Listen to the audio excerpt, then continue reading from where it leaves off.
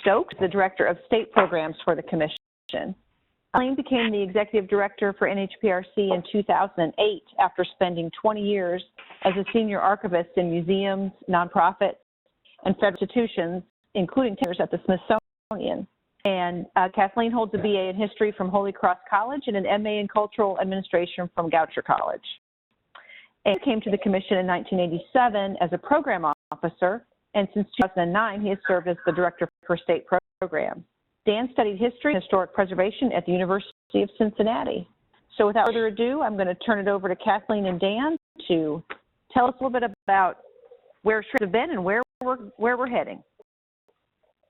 Great, this is Kathleen. Can everyone hear me okay? Great. I'm just going to basically introduce Dan. He's going to give an overview of kind of the history of SHRABS, a very short view, I promise, and some highlights, accomplishments. And then I'm going to step in and when he's done and talk about the 40th anniversary and looking forward to that, and just brainstorm with folks basically in the webinar as to how we can best celebrate that milestone. So take it away, Dan. Okay. Am I sound noise? Yes. Dan. Good. I'm glad. Okay. As you hear, the brief history of the SHRABS, 40 years and, well, not 40 seconds, but not long here. The boards were created in 1975, and there are about 10 that we know of that actually have been in existence for that entire time. Others came a year or 2 or 10 later, but we've had in every state at some point. So we'll be actually ask your listserv email about trying to complete a list of when each SHRAB officially started or restarted or started for a third time or whatever date you use as your foundation date.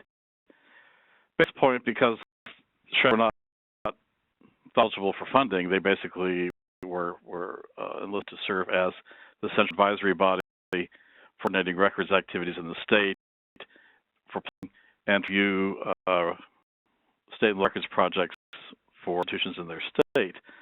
But in 1977, we received a legal opinion that said, yes, state boards can receive grant funds. So they added to what they do.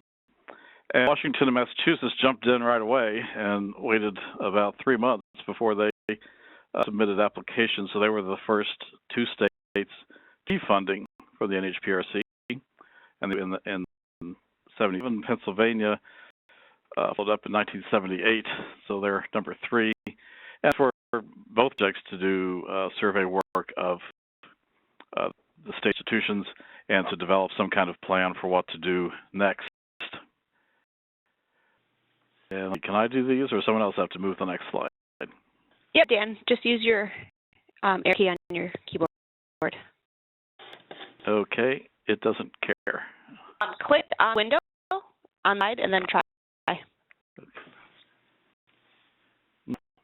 Nope, I'll do it again then. No problem.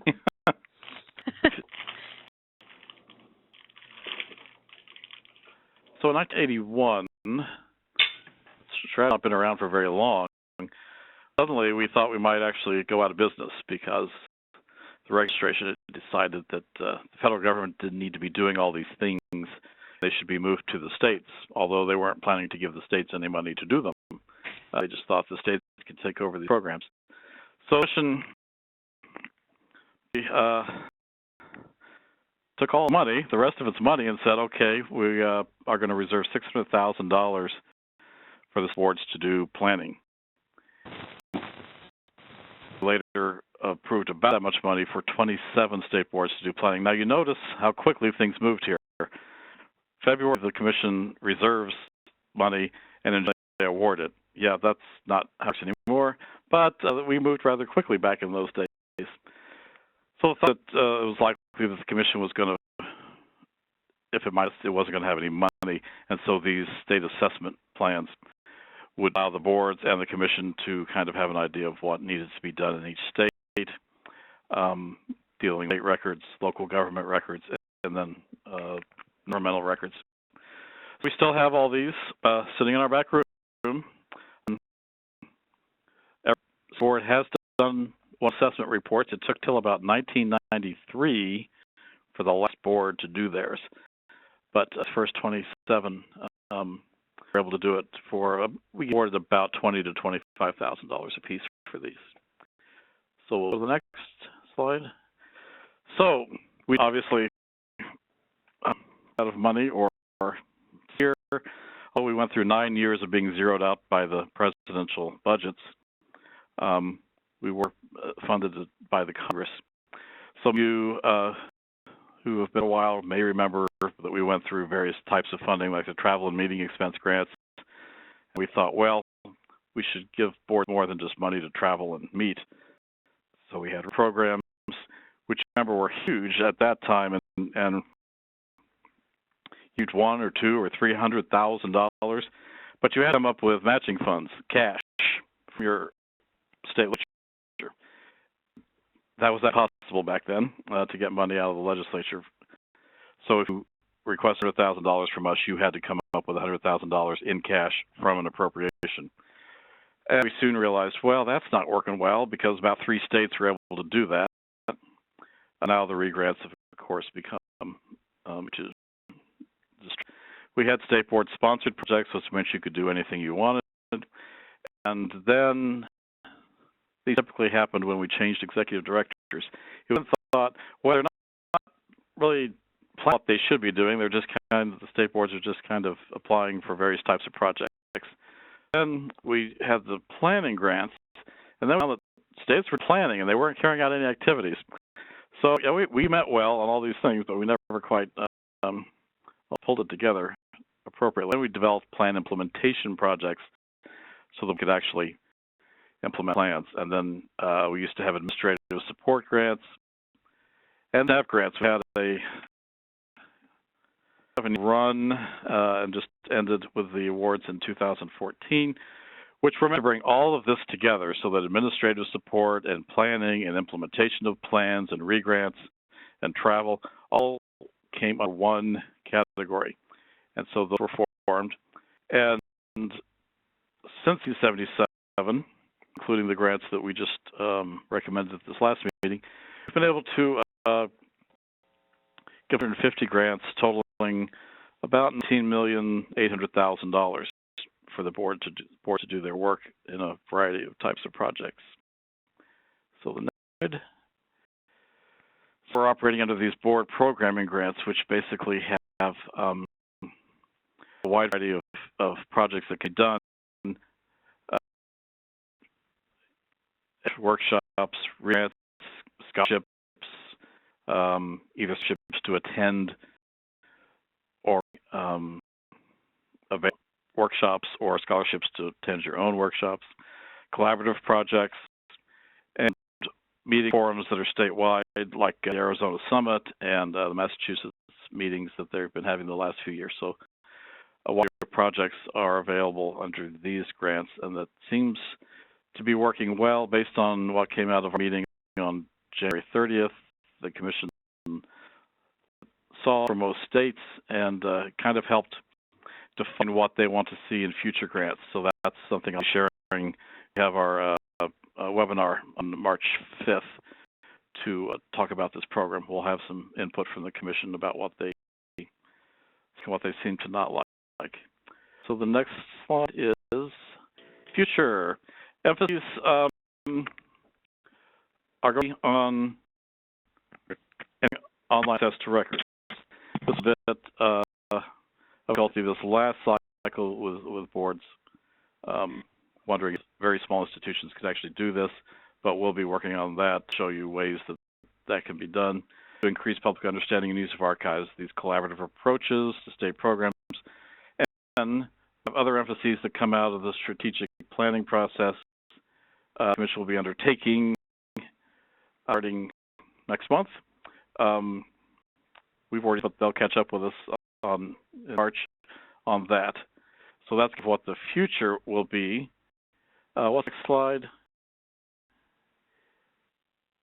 If you this one, because I think that goes better, what I just said goes better into Kathleen's. So we'll maybe come to that resources slide after Kathleen has had a discussion.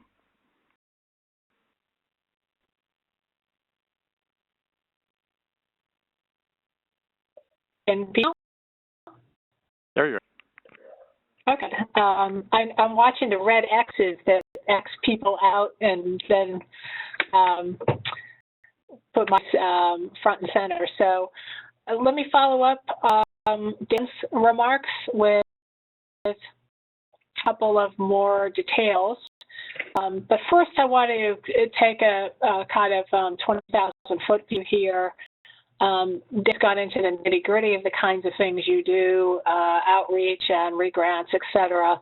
But at a higher level, these are, in my opinion anyway, some, not all for sure, but some of the overarching goals behind the support and what we feel essential here at the Commission. The SHRABs collectively are successful at. And you can see this is a bulleted list. The last bullet here, you can read these for yourself. Of course, I'm not going to read them, but the last bullet, ensuring the best federal investments are made, that's where your board review process comes into play. This ensures that we have as rigorous a review process as we can put in place between state boards and independent peer reviewers to assist the Commission with understanding proposals, the ins and outs, and the pros and cons, et cetera. And the rest of these are more activities that the 5 bullets that you, SHRABs, in through various actual endeavors. So if we could go to the next slide. What I'm trying to do with the 40th anniversary, what I'm trying to do with the 40th anniversary is really use that an opportunity to celebrate basically what SHRABs have done, and at the same time to strengthen SHRABs individually and collectively, and strengthen them in terms of Commission can provide for support and assistance, whether that's through individual state boards or through CoSA. So it seems to us that 40 years is a fairly major milestone here, and we'd like to spend time throughout the year doing the things, celebrating and strengthening. Strengthening will come in, Dan mentioned, during the strategic planning process, I hope. The Commission is looking at all of its programming and its mission and vision and purpose and all those fun things, its goals and accomplishments. It looks forward. We're launching that in about a week, the process, in terms of some internal planning that the members and staff and the strategy office of the National Archives will launch or will begin.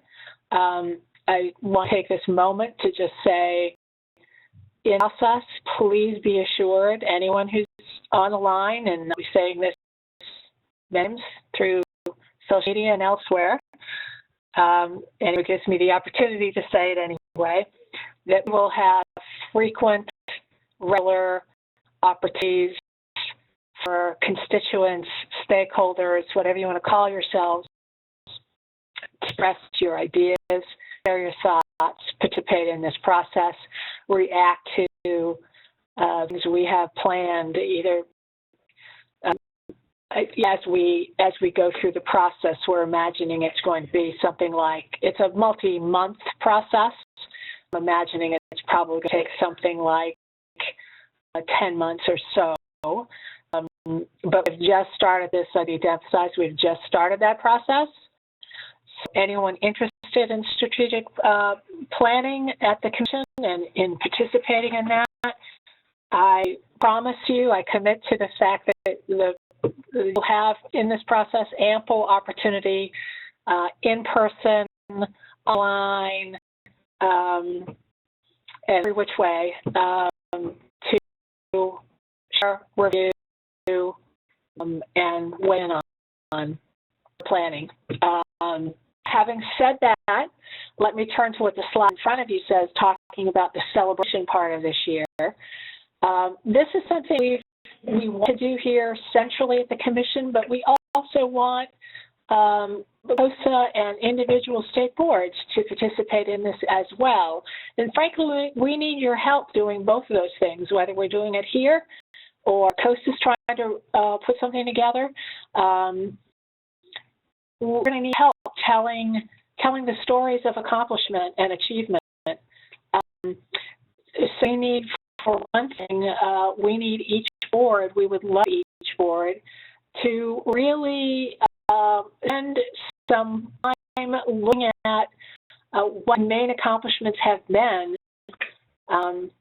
during its tenure. And I've just included a couple of bulleted items here for you to consider. Obviously, many of you provide grants and have done so in the past, and hidden collections have been uncovered and discovered and made known and accessible that way. Many of you also engage in all sorts of training, education, and professional development opportunities, both for professionals charged with being stewards of primary sources, but also public training and education opportunities with students and everyone between. Some of you have engaged in digital content, either through consortia that you have helped to either establish or enhance in some way. And some of you have engaged in multi-state board collaborations. These are just some ideas. Obviously, we're looking for other kinds of achievements as well that are prominent with your state board we haven't thought of. There's planning, of course, you've done. There's literature, you've guides to repositories you've issued within your state or region, et cetera. We're with those. But would really like every state board to think about this and really work with Dan Stokes in particular, identifying those accomplishments.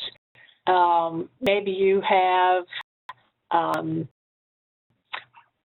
photographs, you have stories that came out at the time. Those sorts of things were really helpful for us because we do want to, as part of the celebration, we tell the stories of the SHRABs. And that story, I think, comes down to individual state board stories and that you've been able to accomplish.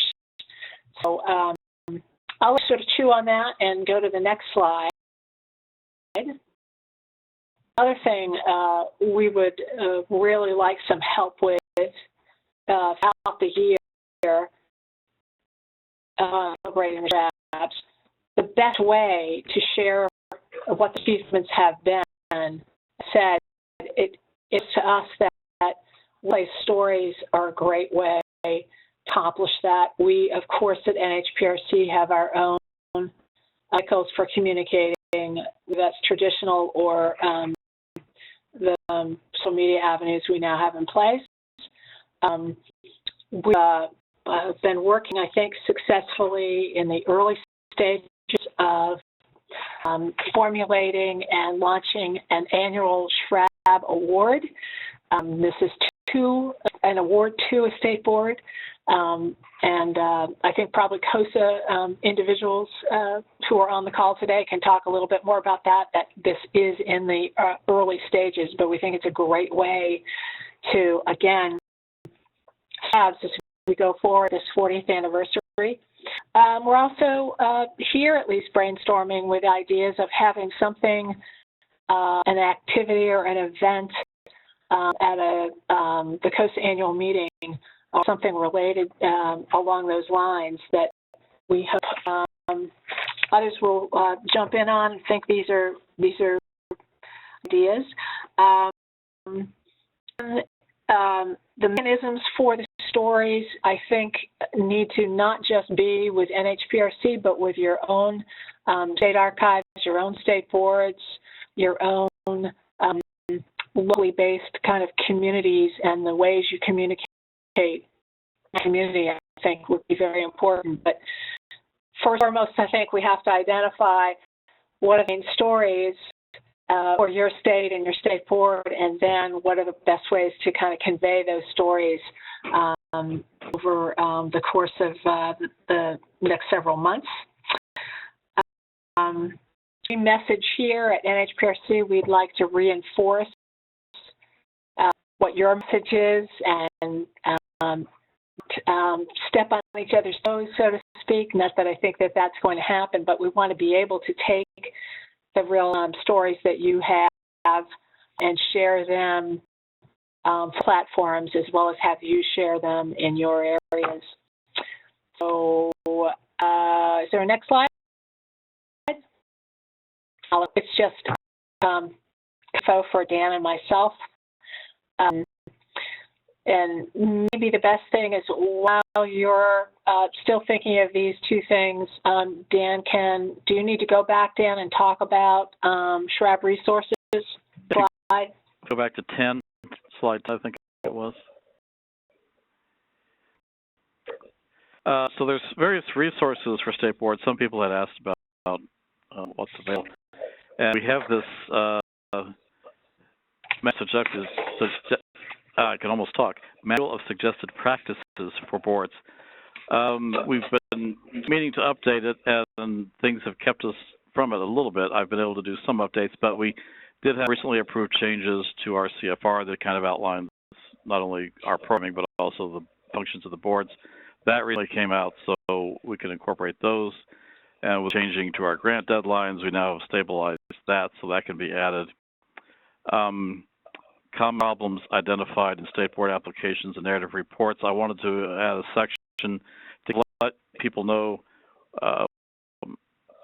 what they include in reports or what applications need to look like, so that they've got a little more guidance in that area.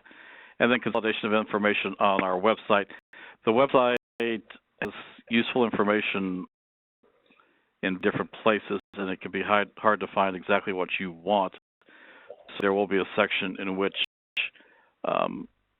I've outlined various financial reporting, application, other areas, and then direct you to the point on the website where you can see that information, so that you'll know how to tell you how to fill out a financial form, and you know what kind of information we want to see about re-grant projects or about people who receive scholarships or other areas. And then you can almost virtually, and maybe possibly in a few instances in person, attend your board meetings. I met 3 hours ago with the Illinois board, and tomorrow with Wyoming, and I've met with Virgin Islands and some other folks in the past. So I was happy to call me in or call in for a 10, 15, 20-minute discussion. Often it's to help orient new members to the history of and operations of in the NHPRC, and so that helps them get oriented. Also, I'll ask questions about what you've done right, what you've done wrong, what you could improve on, or if you're updating. That was one thing we talked about with Illinois. They're updating their re-grant guidelines, and I was able to talk with them about what they might be looking for. So we're always here and available to at least meet with you virtually. So that's all I have on that slide. Okay. I don't know if there's time on this call, because I'm not sure what else is on the agenda for today besides us and Jim Quinn at the end there. People are willing and able to kind of brainstorm ideas. I have my pen and paper in hand, and would love to hear ideas on the 40th anniversary celebration, either how to capture the stories at the state board level, or the best way to convey those stories throughout the year. You know, in a vacuum, we're going to have to work here at NHPRC to the best of our abilities, but we'd really like SHRABS to participate in this and give us feedback and communicate with us how to do this throughout the year. So does anybody want to be brave and kind of jump in? This is Sarah. I'll be brave. I have a question actually about celebrations. I really enjoy your Facebook page and what you guys post. I find it very interesting. I'll put a plug for it. If people are on Facebook and they're not friends, so to speak, with the NHPRC page, I would do that. And note that one day our social media got a lot of reach when I reposted something that you guys posted about our SHRAB, and that picked up a lot of attention in our state. So it occurs to me that that might be a valuable tool for sharing some of those stories, both across, from other states, but then we can also repost what you've done, and that seems to work pretty well. You're reading my mind, Sarah.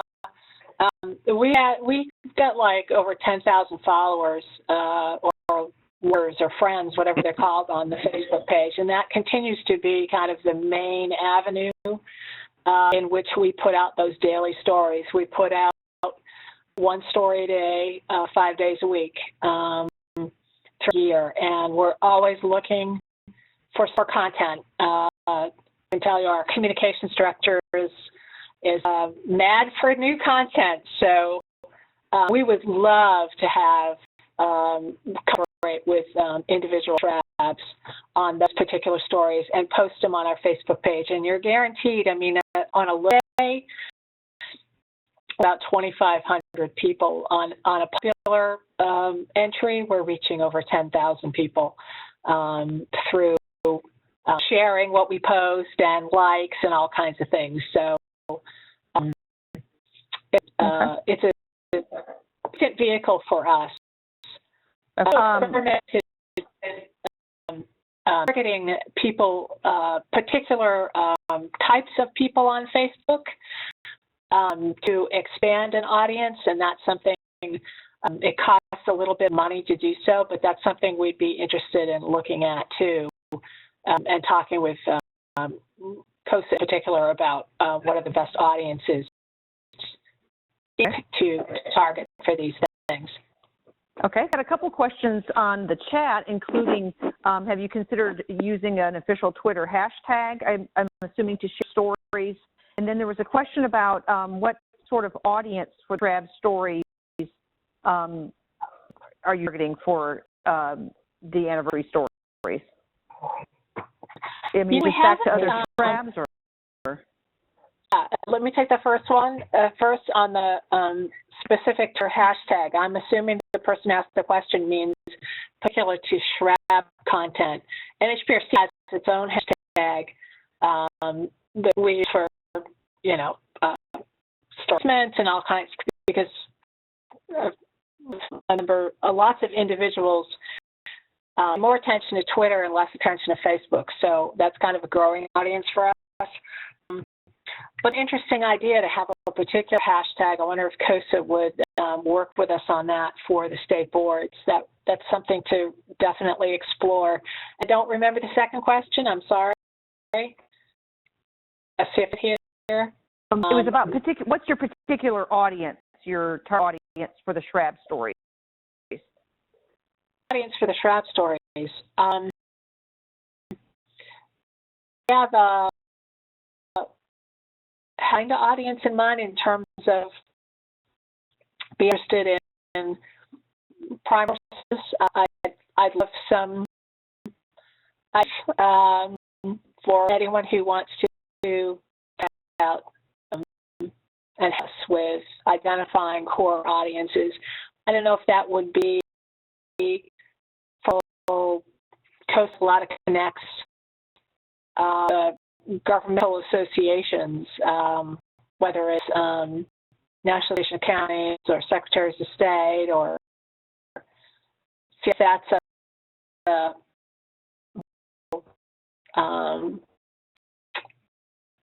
group to try and attract to get understanding. I think there's a lot of, within the archives community as well, there's still a lot of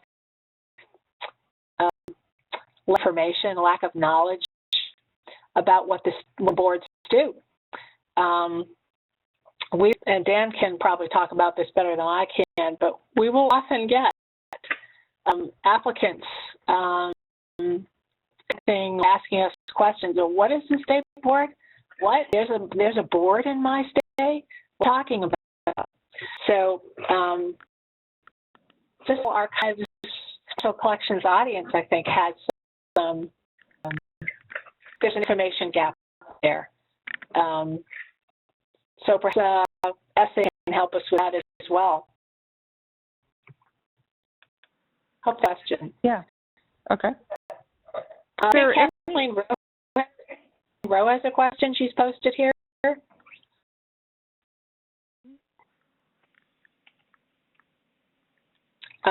I don't know if everyone can see it or not, if it's just sent to me. Looking for clarification on the role of SHRABS in grant reviews. An associated question of, is there still a need for state priorities in addition to those of NHPRC? Hey, Dan, could you jump the first question there? The role of SHRABS in grant review. The SHRABS are basically one of 5 layers of review. So we get, not for anything, but if you're in the legislation category or the access category, we grant review, we have a peer review panel, staff review, there's committee review, and then the Archivist of the United States, the only one who can actually award a grant, has final authority to going to be funded. So there's basically 5 layers, and the state boards are one that the Commission appreciates and use.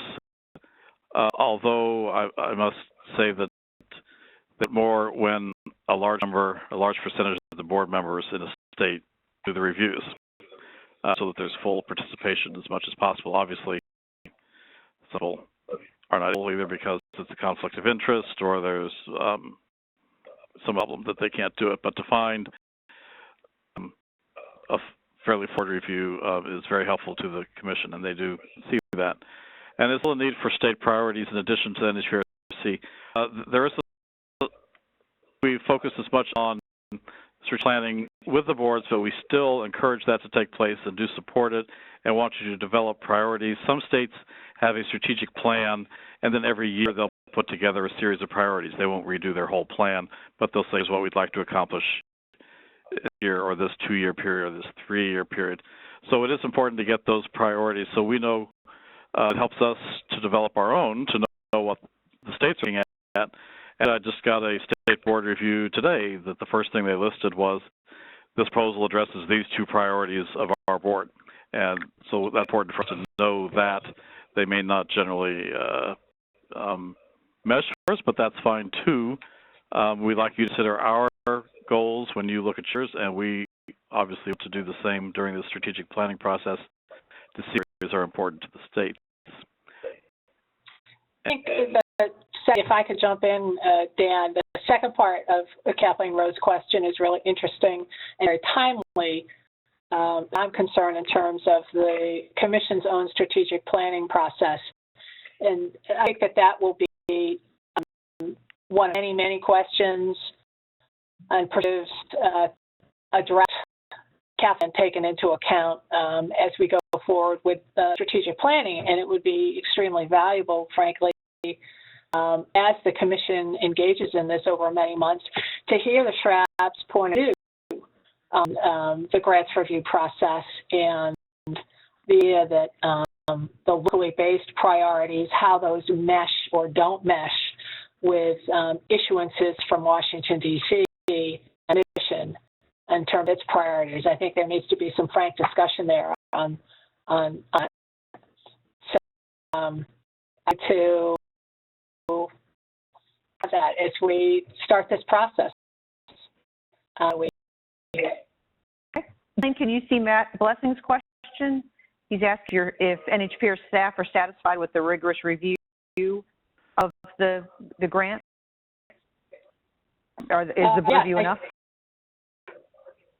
The rigorous. I'm assuming that means is what the board's reviews are receiving now. In most cases,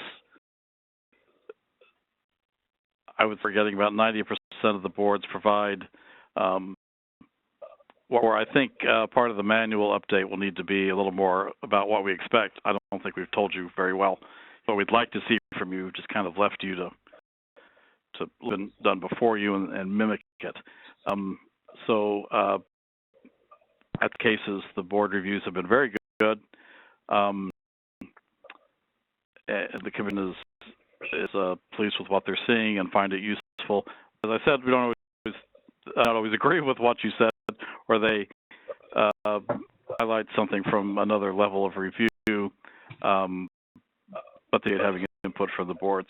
And I think we will do better in the future to let you know that this is not helpful, or we need to get more board members involved, or things like that, so that those that may be a little less risk in their review know what we expect them to do. Yeah, the most difficult thing for us, this is Kathleen weighing in, a follow-on, Dan. The most difficult thing for the commission, as well as the staff members, to get is state board reviews that are diametrically the opposite of independent peer reviews, comments and scores. That happens more often than you might think would happen. And that's a flag that something's generally amiss. You know, to then have a task in front of them to figure out where did things in one instance, in one body or another, tend to awry, was misunderstood, what was misstated, was not, did not get that rigorous review from one party or another, et cetera. We report all of that to the commission, and they kind of can throw hands up and say, you know, what, how can this be? And so we have to go through, as a staff, a lot of conversation as to what we think happened. And a big part of to do that is, frankly, in the applicant's response. If they choose to respond to reviews, they can often flag. They read those reviews very, very carefully, of course, and they can often flag to these peer reviewers completely they misunderstood that, or anything in between. So there's a lot of kind of slicing that has to take place, and some reconciliation in terms of did part of the review process really not catch the end, the work, the budget as written out. So that helps a little bit, Matt, to explain where the state board reviews and what play in the whole process. Any other questions or comments to be put into chat or the question and answer section? We have a couple minutes before we move on. Any other thoughts? Will, as we're waiting, while you're thinking of a question, comment on something that Ann Ackerson noted to all participants, and that's that our CoSA Awards Committee is finalizing a SHRAB award, so you'll be looking for more information on that really soon. So gathering those stories that you can share with the commission and with the CoSA community, keep them because they might be great stories for an award nomination. Feel free to nominate your own board for an award. Keep that in mind. And I thought I saw one more question. We have Jim Hill. Okay. So just wondering if commission reviews are public record. Anything in our files is generally public record unless we have to extract personal information from it. I think we recently got a little bit of but at some point asked some kind of legal on this, and so it seems like they said basically everything is open that doesn't have personal information, like you can't look at the things like that. I think if we, for example, if we received a FOIA request, an application, first of all, the lawyers are very specific, as I'm sure all of you know. And if somebody just asks for an application, that's all they're going to get. They know enough to ask for an application and reviews and da-da-da. all documentation goes through a FOIA process, and anything that's identifiable, redacted. So the board, it's a body, it's not an individual to follow, but peer reviews names and any personal names and identifying information gets redacted during the FOIA process by lawyers at the National Archives. We simply hand over files and count on them to do that sort of redaction. So hopefully that makes you who do peer reviews as well as state board reviews feel a little more comfortable. We, of course, redact that information when we give it to an applicant as well, so the applicant doesn't know if somebody's made some worthy comments or not so praiseworthy comments. They don't know what individual did that, just to assure you of that. And somebody, I think Matt put something about the poster session. Matt, out of this webinar, I'd love to know who that is and maybe have contact information, because he or she may be in touch with us, number one, but we'd love to hear what that person is putting together, and again, try and feature that work, assuming the poster session goes through, and I make a little splash with it. That'd be great. Okay. And Trish asked a question if we are looking at broadcasting commission meetings for attendance. I would say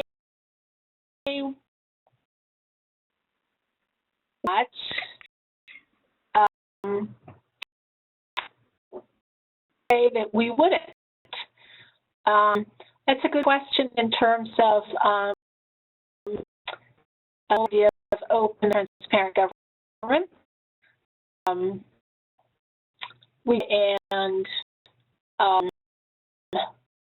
The number one, but part of that is meant you have to be there in person in order to attend. And you post the and the meeting minutes are approved.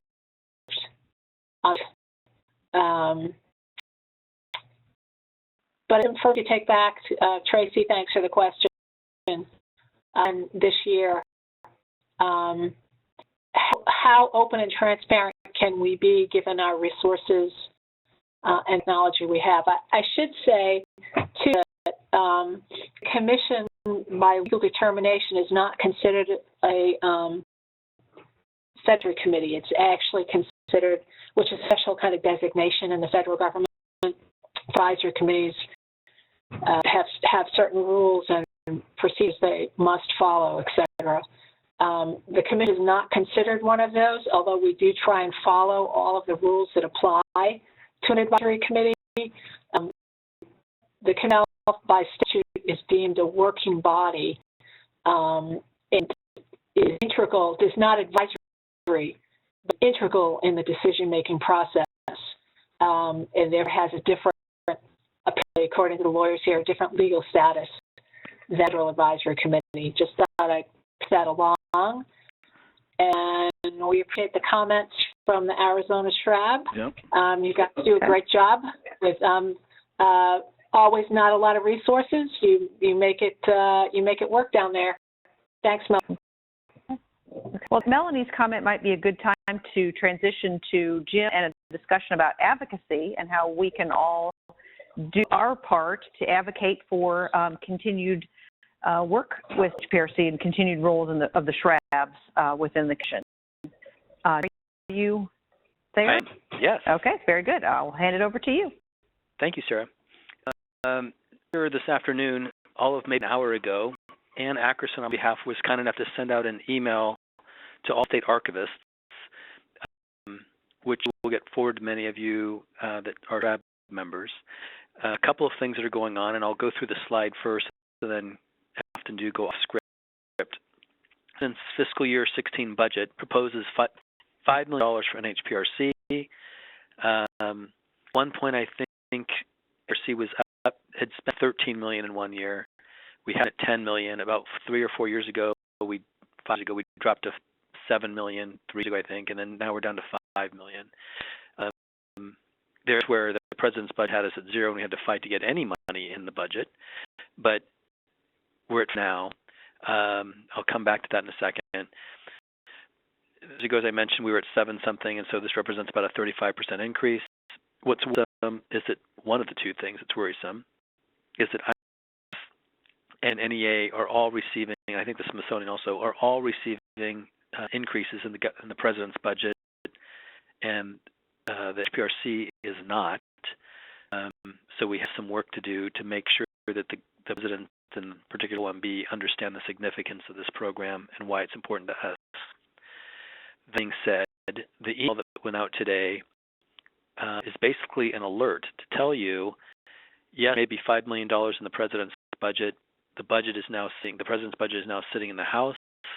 There's a subcommittee, the subcommittee of the Appropriations Committee called Finance and Government Services, and they're reviewing and will be reviewing the budget and drafting the House version of the budget. And we have been told that the Congress House is looking at trying to eliminate programs. You can come back and say,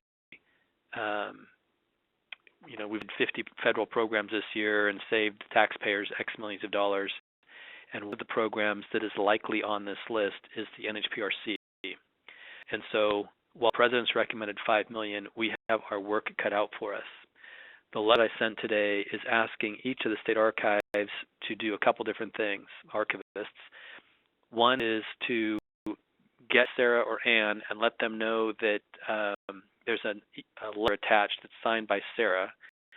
And we were very effective 4 years ago, maybe, when Julia Young from Mississippi was the president of CoSA, in having about 40 of the state archives sign on the same letter that Julia was writing to Congress, saying how important this is and how all these states and territories are supporting additional funding for NHPRC. We think it had an impact.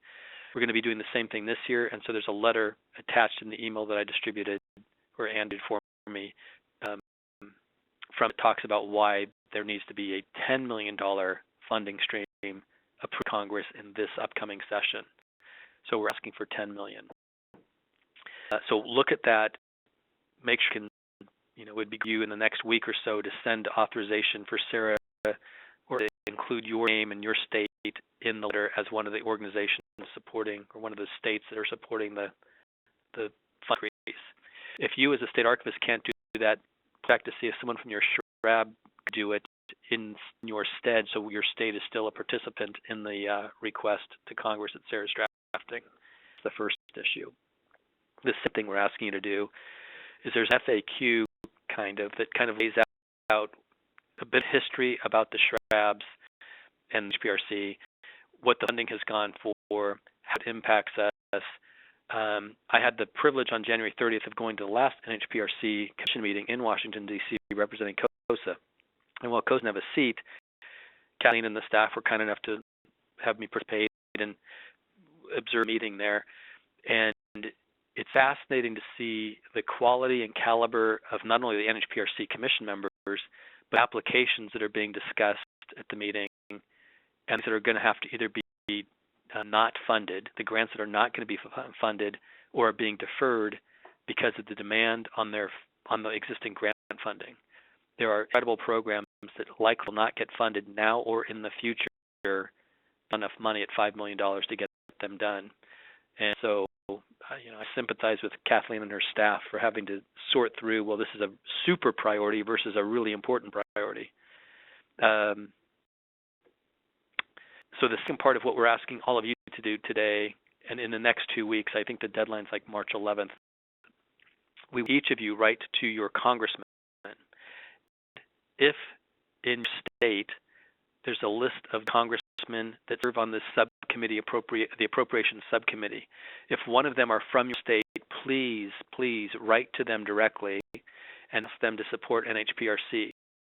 If you have someone from your state on the appropriations committee, write House member, either party, ask them to please support NHPRC. You can look at the FAQ and pull things out of there that would be applicable. In addition, on Basecamp, there is a link to your state And ARC, every couple of years, updates the list of all the funding that has gone to each state, how much money and what the priorities have been, what are the big grants that have been funded from that state.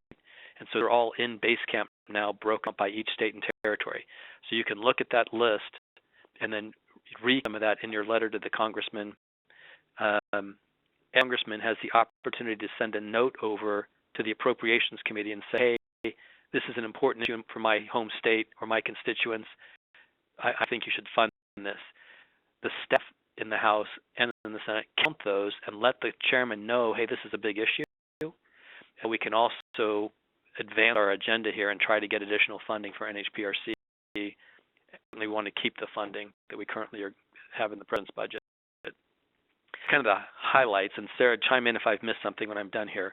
But those are basically the highlights. We really need you to act. We encourage you to send out the message to the SHRABs and to the universities in your state to say, hey, we need support to get NHPRC funded. We would rather this get resolved in February, March with the House of Representatives pushing for $10 million, worst case $5 million, and get it not defunded in the House and then have to have a massive campaign to reverse course in the Senate. So now's the time we have to act. The House will end up sending out the budget sometime in the spring.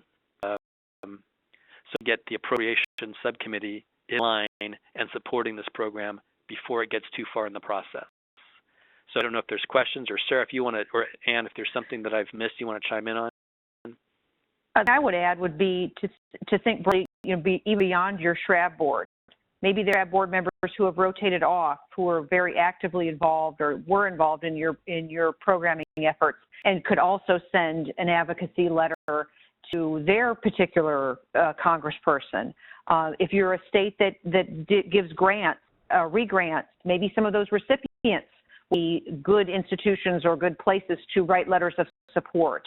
We're going to do the same thing in North Carolina and reach out to some of the people who have received a traveling archivist visit that was in part by our SHRAB grant, and say, look, you've benefited from this NHPRC funding, so now is the time to make your voice heard and make it heard broadly. As Jim said, every single letter counts, because your congressman can weigh into the appropriations staffers and to the committees to say that this is important to me, even if they don't have a seat on that committee. So it's a very important effort, and I would encourage you to read that email, forward the email, look on Basecamp for information about what the impact of NHPRC programming has been in your state and your SHRABs, and use that to craft your advocacy notes to your congresspeople. I think you should all hear from us is that many are really wearing down on, we're continually fighting for $5 million, for $10 million, for whatever it is to get NHPRC funded, and Sarah Coons, Barbara and I are working to have some meetings with some influential congressmen. It's basically the people at Kentucky delegation.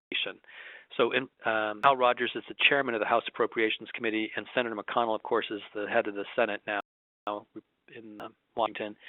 And so we're working to have meetings directly with those two to talk about making a major, significant contribution to NHPRC and to the archives community, and get us out of the $5 to $10 million fight and move toward a par and get feedback on how we get there. And thankfully, NHPRC's representative, House of Representatives, is a Republican from Kentucky named Andy Barr, and so he's been working with us to make those meetings happen, and sometime this spring we hope to get that worked out. It's in that process. Yeah. And one other, go ahead, Sarah. Well, I would say there's been a couple questions about the slides and the access portion on Basecamp. And for those that are on the webinar who are not on the CoSA listserv, we can have the CoSA staff send to all the people who registered via email for this webinar that letter and the information and how to get at the impact sheet as well. I was going to say, and the Senate is working on making an appointment, a Republican senator, likely the new Senator Dan Sullivan from Alaska, maybe a senator representing a senator who's going to serve on NHPRC. So I think we'll also be approaching him and working with him and get briefed on some of the issues we're facing when we go out to Washington. And so we want to change this conversation so we're no longer fighting for $0 to $5 to $10 million and completely flip this around and try to get some major players on our side to get that to happen. So that's where I was going, Sarah. Thanks. Are there questions about that?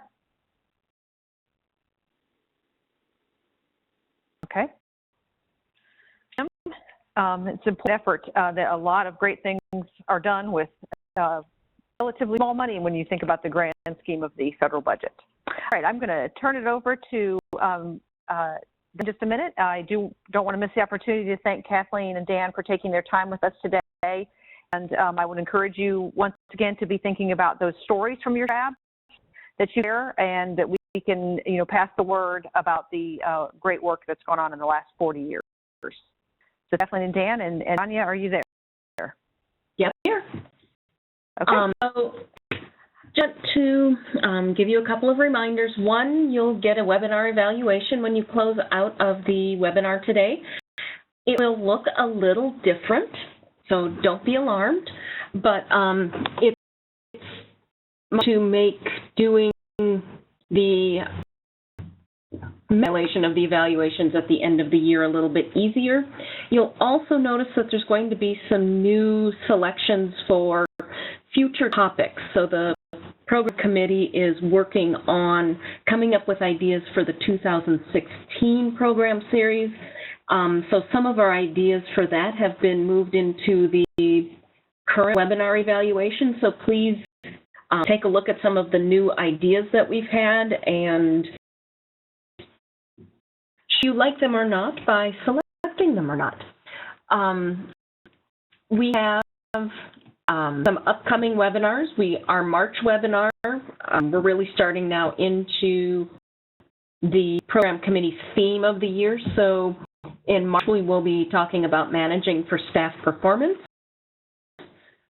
Not to talk about. And then April, we dive right into planning and managing exhibitions. There will be some free webinars coming up. Just don't have the dates for those, but just keep an eye out because there will be free webinars this year as well. Always, we want to thank our corporate sponsors. Each year, CoSA's corporate partnership provide critical funding support for many of the CoSA membership activities and events. We are especially grateful to Ancestry.com and our other corporate sponsors featured here: FactSearch, Preservica, Gaylord Archival, the History Channel, APPX Software, and Media Preserve. Support Media Preserve. Support for CoSA's program initiatives is also generously provided by grants from NHPRC, thank you, and IMLS. So be sure, if you ever see these folks at a conference or anything, just give them a little thank you. And finally, just as always, keeping connected and informed, these are your options, as well as what we found out today, following NHPRC on Facebook. If there are any other lingering questions or not, but it is 4 o'clock. I want to just thank you all for joining us today, especially Dan and Kathleen. It was fabulous, at least for me, to learn a little bit more about the SHRABs. And thank you for the advocacy update. Very important things going on. So be sure to join us on March 26th for Managing Staff Performance webinar. And in touch. Thank you.